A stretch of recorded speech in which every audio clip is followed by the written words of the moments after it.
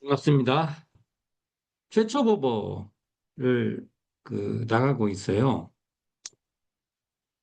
최초보버는 굉장히 중요하죠. 왜요? 최초보버 소태산 대종사의 어, 대각 후에 최초로 설한 법이기 때문에 최초보버가 갖고 있는 특성이 있어요. 그리고 최초보버는 유심히 쳐다봐야 될 내용입니다. 왜냐하면 대종사님이 구도 끝에 대각을 이루시고 설한 법인데 이게 그 대종사님의 구도하고 밀접한 연관이 있을 거라고 추정이 돼요. 왜? 최초법원은 따끈따끈한 법문입니다. 기록은 나중에 좀 정리가 됐을지 몰라요. 좀, 좀 문장을 좀 더 정확하게 정리할 줄은 모르지만 그 어떤 성향은 그렇다는 거죠. 그래서 최초 보보의 수신의 요법이 처음에 등장하는데 이 내용을 보면 내용상 그것이 사막으로 되어 있습니다. 정신수양, 사리연구, 작업지사라는 이렇게 언어 구조적으로 나오진 않지만 어, 뭐 정신수양, 사리연구, 작업지사에 해당하는 단어들이 이렇게 배치되어 있고 그 약간의 더 구체적 서술이 되어 있습니다. 그럼 이 말은 저는 이렇게 봐요.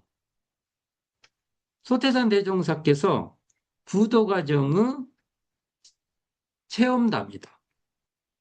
그러니까 소태산 대종사께서 어,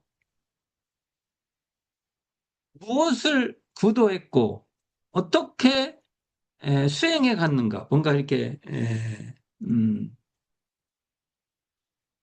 그것은 그 내용이 바로 수신의 요법에 잘 나와 있다. 이렇게 볼 수 있죠. 그러니까 우리가 우리 교리 중에서 대종사님의 교법 중에서 정신수양 사리연구 작업지사는 소태산의 구도의 내용이기도 하고 이게 구도의 그 시행착오의 과정이죠.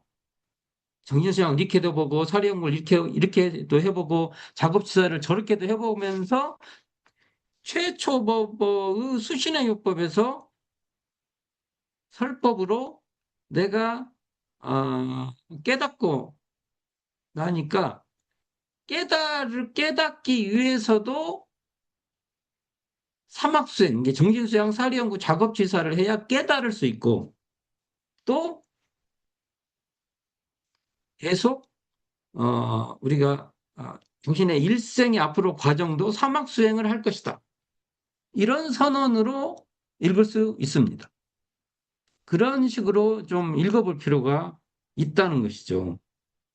그래서 아마 그런 느낌으로 최초보의 수신요법도 살펴봤으면 좋겠고, 오늘 이제 살펴볼 제가의요법, 또 저는 이 제가의요법의 내용이 소태산 대종사의 그 구도 과정에 온갖 그 경험이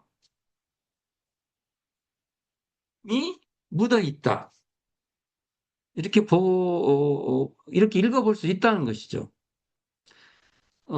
최초법원은 그 대학의 수신제가 치국 평천하의 틀에 이렇게 관련이 있는데 그 내용이 약간 이렇게 비틀어져 있죠. 좀 확대돼 있다고 할까요? 왜냐하면 수신 제각까지는 갔는데 치국 평천하에 강자학자 진화상요법, 지도인으로서 준비할 요법이 있어서 간의 그 성향적 차이가 있으나 하여간 그 틀의 구조는 그 수신제가 치국 평천에서 온 것이라고 봐도 과언이 아니겠죠.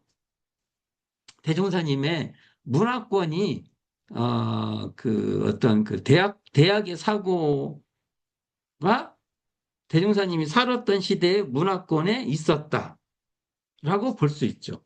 지금으로 말하면은 AI로 어떻게 뭐 사용할 것인지 뭐 이런 것과 비슷한 것이라고 볼 수 있을 것입니다. 이때 제가가 나와요. 제가 그 가는 주에는 우리가 보통 집가자를 쓰잖아요. 집가자를 쓰고 앞에는 제는 이제 가지런히 하다. 이게 집안을 가지런 집안 청소를 열심히 하다. 뭐 집안을 잘 그런 의미는 아니겠죠. 그러나 그것도 관계가 있죠. 그것도 집안을 잘 건사한다. 집안을 잘 이끌어간다. 뭐 이런 의미로 사용해도 틀린 내용이 아닐 것입니다. 근데 이 가가 단순히 우리 현대는 이렇게 쓰죠. 가라는 것은 아빠, 엄마, 자식. 이 삼각형 구조가 있죠. 근데 옛날에는 이 가는 가문입니다. 가문. 가문. 이게 그 구조가 지금보다는 복잡해요. 훨씬 규모가 크죠.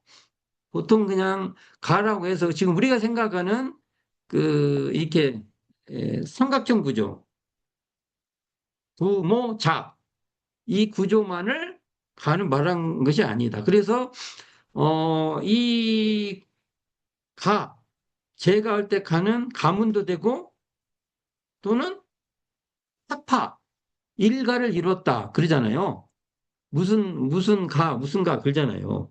심지어 동아시아에서는 교단, 교단도 불교, 유교, 도교를 유가, 불가, 뭐 도가 뭐 이런 식으로 뒤에 가짜를 붙여요. 그렇잖아요. 그래서 조금 이 가는 지금 우리가 현대 용어로 한다고 하면 가정의 의미도 있지만 또 한편으로는 단체의 의미도 있다. 이렇게 이해할 필요가 있습니다. 이게 언어의 약간의 그 쓰임새가 조금씩 달라지는 것이죠. 시대에 따라서. 근데 이 제가요법이 어떻게 돼 있어요? 우리가 지금 최초 후보 제가요법 보면 이렇게 돼 있어요. 1번, 첫 번째 어, 그, 다섯 조항으로 돼 있잖아요. 다섯 조항. 제가요법이. 한번 읽어보면 이렇게 돼 있습니다. 첫 번째가 실업과 의식주를 완전히 하고 매일 수입 지출을 대조하여 근검 저축하기를 주장할 것이요. 두 번째가 호주, 이제 호주가 나와요. 호주는 견문과 학업을 잊어버리지 아니하며 자녀의 교육을 잊어버리지 아니하며 상봉하서의 책임을 잊어버리지 아니할 것이요. 잊어버리지 않을 세 조항이 나오죠. 세 번째가 가합권이 서로 화목하며 의견 교환하기를 주장할 것이요. 네 번째가 내면으로 심리 밝혀주는 도덕의 사후가 있으며 외면으로 규칙 밝혀주는 정치에 복종하여야 할 것이요. 다섯 번째가 과거와 현재의 모든 가정이 어떠한 희망과 어떠한 방법으로 안락한 가정이 되었으며 실패한 가정이 되는가 참조하기를 주의할 것이요. 이 내용에 보면은 이런 내용이 등장을 합니다. 어, 대종사님의 그 교리, 이게 에, 교법이죠. 사흔사요 사막 8조로 정리된 내용은 이곳에 나오지 않아요. 근데 제가 요법에는 어떨 때는 사은의 교리가 숨어 있고 어느 곳은 사유 교리가 숨어 있고 그래요. 이 내용에 보면은. 근데 이 뭐냐 대종사가 그 가족, 가정 또는 집안, 가권 뭐 이런 것의 중요성을 무척 강조하고 있습니다. 대종사님이 대종사님 이야기를 하면 결혼을 15세 때 하시고 주로 이제 아버님이 20대 때 열반하십니다. 그러니까 그 한 5년간, 15세 때로 하면은 근 6년, 5, 6년, 그냥 5년 합시다. 5년간은 아버지의 그 슬압, 그러니까 아버지의 그 도움 속에서 구도를 하십니다. 전적으로 아버님의 그 품속에서 사신 거예요. 아마 이때는 가족에 대해서 이렇게 심각하게 고민을 안 하셨던 것 같습니다. 그러다가, 어, 그, 이제 아버님이, 어, 부친이 돌아가시고, 이제 그 부친이 음력 10월 25일인가? 아, 10월 말, 금음, 10월 금음에 돌아가셨으니까 음력이죠. 이게 양력으로 하면 거의 11월, 12월 막 이렇게 될 거예요. 그 양력으로 하면 그게 말이에요. 그러니까 21세 때부터 대각하시는 26세까지 우리나라 나이죠. 많이죠. 그때는 이제 스스로 가족을 건사하고 가족을 챙기고 그래야 되는 상황이 발생합니다. 아마 이때 그 굉장히 이 그 삶의 전선, 삶의 전선에 그 밀접한 그 경험을 하신 걸로 봐요. 근데 우리가 잘 알고 있는 그 구멍, 귀영바위, 지금 길롱리에 가면은 귀영바위 있죠? 귀영바위 그 일대에 예, 집이 있었어요. 지금 난 길.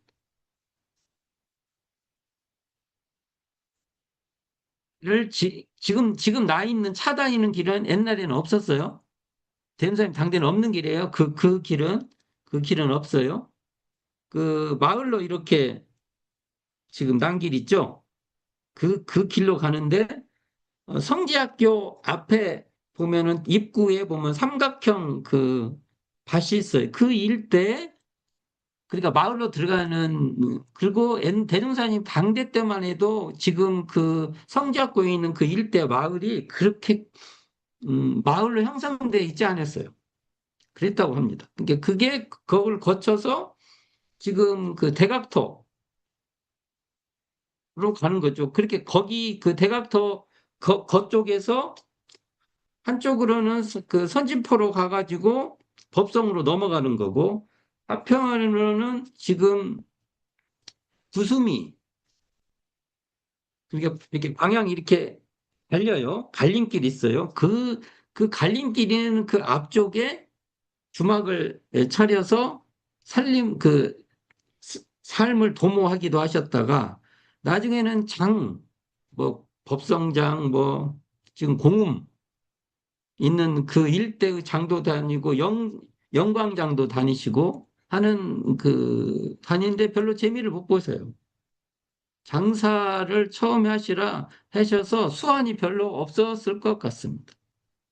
대종사님도 그래서 대종사님이 가끔 그, 뭐죠? 물건을 사고 파는 그 법설들이 등장하는 것도 대종사님의 삶과 무관하지 않다. 그렇게 볼 수 있는 거죠. 그러다가 지금 타리팔시에 가서 어느 정도 이제 부친이 남겨놓은 빚을 다 청산할 수 있는 그 과정이 있는데 이런 경험들이 그 직업 여기는 실업이라고 나와요. 맨 앞에 실업이라고 나오죠. 실업의 그 중요성을 굉장히 강조합니다.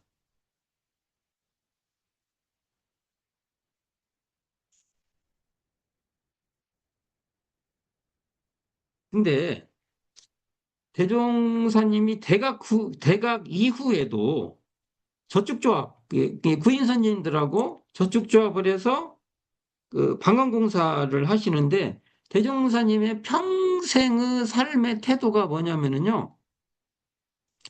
근검저축해서 없는 사람들이 없는 가운데 서로 그 없는 살림을 모아가지고 서로 돕는 그 삶의 구조를 계속 만들어가는 것이었습니다. 대유사의 삶이 그래요. 그래서 나중에 총부에 상조조합을 만들어요. 그 상조조합에서 돈을 그 거기에 그 총부 주위에 살았던 제자들, 이게 부인들이죠. 부인들에게 빌려줘 가지고 그 돈으로 총부 주위에 과수원이라는 과수원은 거의 다 하셨어요.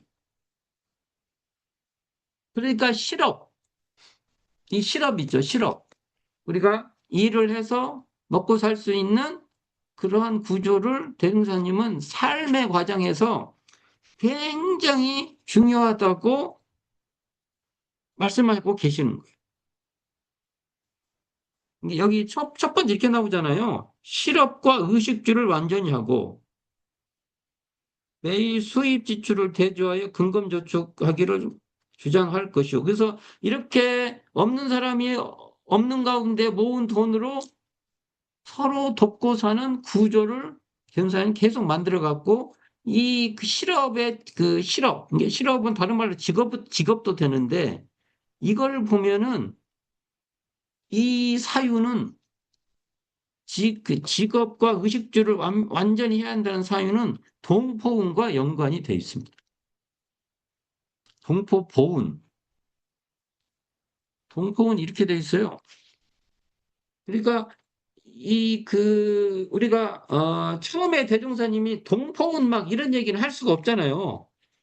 그러니까 우리가 어 이렇게 돼 있어. 이 세상은 산업공상의 네 가지 생활 강령이 있고 사람들은 그 강령 직업하에서 활동하여 각자의 소득으로 천만 물질을 서로 교환할 때 오직 자리타로서 서로 도움이 되고 피은이 되었나니라. 이게 동포 피은의 강령의 그 강령입니다. 이런 것을 그냥 실생활적으로 설명한 것이 실업과 의식주를 완전히 하고 매일 수입 지출을 대조하여 근검저축하기를 주장할 것이요. 이게 저는 여기에 동포운이 내재되어 있다. 이런 것이 대종사님의 구도를 통한 깨달음과 연관이 있다. 이 보고 싶은 거예요. 이렇게 읽어봐야 된다는 겁니다. 두 번째가 호주는 세 가지를 잊지 말라고 나오는데 하나가 견문과 학업을 잊지 말고 이게 호주가 되면은 견문과 학업을 잊지 말고 맨날 배워야 돼요. 대명사님은 그 내용 중에 배움이 종료가 안 돼요. 종료가. 여기서 끝. 이게 뭐 불교 교리 보면은 이제 무학, 이제 배울 것이 없다. 이렇게 나오잖아요. 대종사님은 무학이기 때문에 끝까지 배워야 돼. 뒷말이 더 중요해. 배울 것이 없으니까 계속 배워야 돼. 말이 안 맞는 것 같지만 이게 말이 됩니다. 이게 착각하면 안 된다는 거예요. 배울 것이 없다는 말은 배우는 것이 생활화된 거예요. 이걸 말을 잘못하면은 뭔가 신비주의에 떨어집니다. 그러니까 대형사님께서 그리고 또 하나는 이제 자녀 얘기 나옵니다. 호주는 맨날 배워야 되고 자녀에게 또 자녀도 교육을 가르치는데 예, 이게 신경 써야 된다는 거죠. 그리고 상봉하소로 책임을 잊어버리지 아니할 것이요. 상봉하소리 위아래의 그 관계를 말한 거잖아요. 자, 이것도요, 사실은 부모운과 연관이 돼 있습니다. 사유 타자녀 교육과도 연관이 있고, 이건 부모로서 호주, 이게 부모 역할을 할 수 있는 이게 부모운은 다른 말로 하면 부모 노릇 잘하는 것입니다. 달리 말하면. 이런 게 이런 버전으로 이렇게 부모운을 설명할 때 이렇게 설명을 하는 거예요. 1번이 동포운과 조금 더 관련이 깊다고 하면 2번은 부모운과 관련이 있다.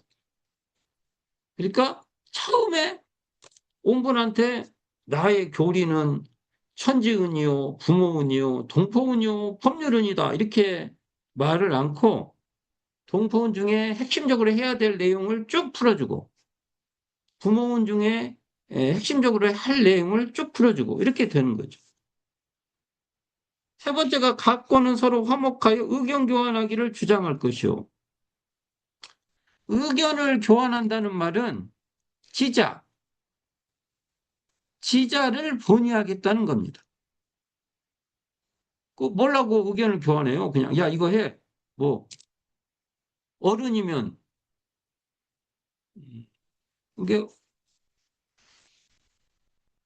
이게 단체가 가족이 됐든 가정이 됐든 가문이 됐든 학파가 됐든 어떤 단체가 됐든 그것을 그런 모임이 형성이 되면 그 모임은 의견 교환하기를 주장이라는데 이 의견 교환을 주장하기 위해서는 지자가 본의가 돼야 됩니다. 이 지자 본의의 버전을 이렇게 설명해 준 겁니다. 거기 지자를 본의해라 이렇게 말하면 잘 알아듣겠어요? 그러니까 처음에는 어떻게 말했냐? 의견 교환하기를 이런 식으로 풀어줬다고 말해 볼 수 있습니다. 이 네 번째가 이게 참 중요한데 네 번째가 이 어떤 이렇게 모임 어느 가족이란 모임이 됐든 어떤 학파가 모임이 됐든 가문이라는 모임이 됐든 또는 어느 단체가 되는 규모의 모임이 됐든 이렇게 되면 내면으로 심리 밝혀주는 도덕의 사고가 있으며 여기서 도덕은 윤리가 아니에요.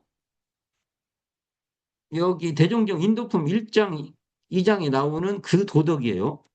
이게 잘못했다가 현대적 용어로 하면 이게 도덕은 윤리규범 이렇게 받아들이면 안 된다고.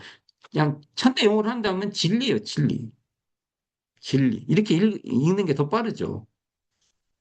도덕을 서로 교류할 수 있는 스승과 동지가 있어야 되고 바깥으로 외면으로는 규칙 밝혀주는 정치에 복종하여야 할 것이다.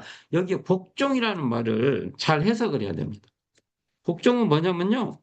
우리 대중사님의 법률론에 보면은 어, 법률론 한번 펴볼게요.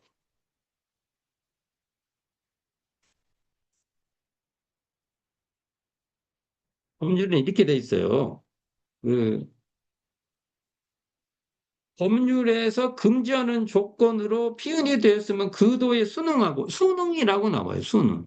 여기서 복종은 순응의 다른 표현인데 그게 금지하는 조건에 순응하고 권장하는 조건에 순응해라. 이렇게 말이 되니까 이게 악법은 따르지 말고 인도정의의 공정한 법칙은 따르라. 이 말이에요. 복종이라는 말이에요. 잘못해갖고 이것이 그 악법을 따르라. 이런 식으로 받아들이면 안 되는 것이죠. 근데 여기 보면 이 말이 재밌잖아요. 정교동심을 말한 거예요, 이게. 정교동심. 우리 정산중사님의 그 법설에 정교동심 나오죠? 정산중사님 법설도 이 대종사님 말씀에서 나온 거예요. 이걸 정산중사님이 잘 정리를 좀 했지만 그 근거는 대종사님 법설에서 나오는 거예요. 이것은요, 법률론의 표현이에요. 법률론의 표현. 그러니까 이게 봅시다. 제가의 요법도요, 사은사유가 여기 이 안에 이렇게 지금 사은사유를 달리 이렇게 설명하신 거예요. 그리고 마지막에 과거와 현재의 모든 가정이 어떠한 희망과 어떠한 방법으로 안락한 가정이 되었으며 실패한 가정이 되었는가 참고하기를 주의할 것이니라. 이것도 법률론과 관계가 있죠.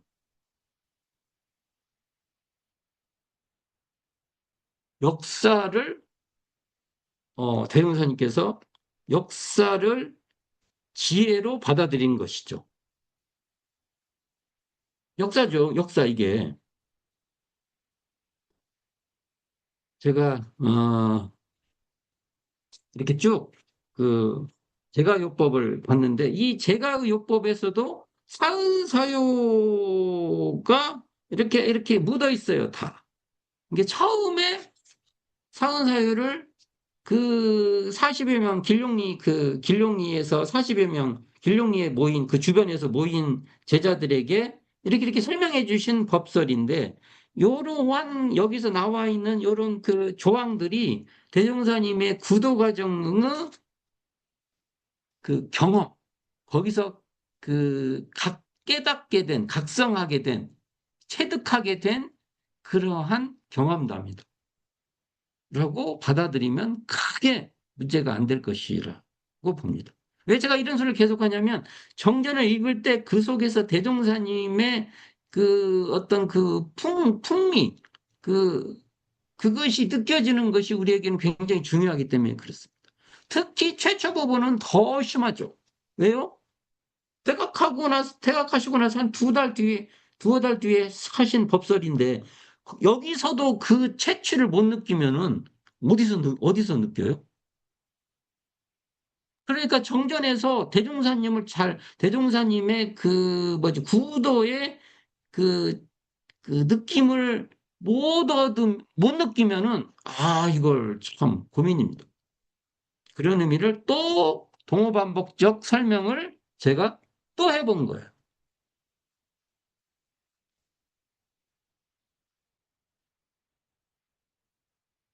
그러네요.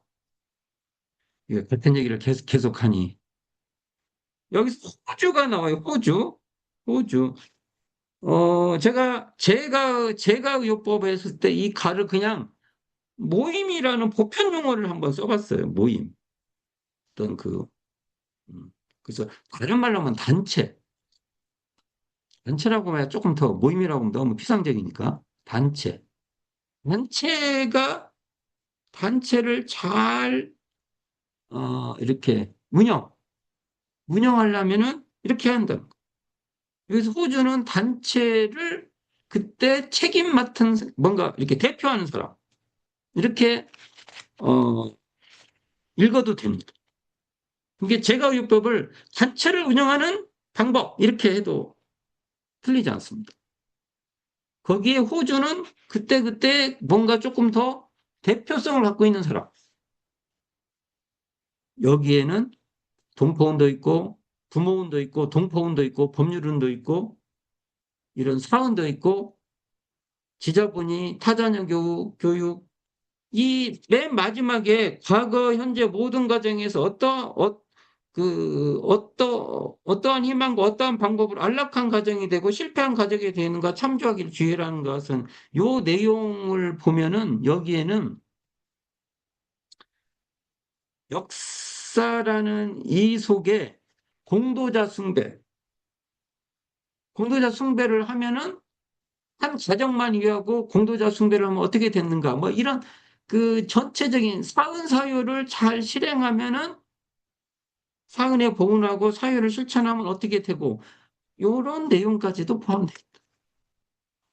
그래서 이 제가요법을 단순히 가정 이렇게만 보지 마. 가정이죠. 기본적으로는 가족이죠. 가정인데 단체까지 확대해서 읽어볼 필요가 있다.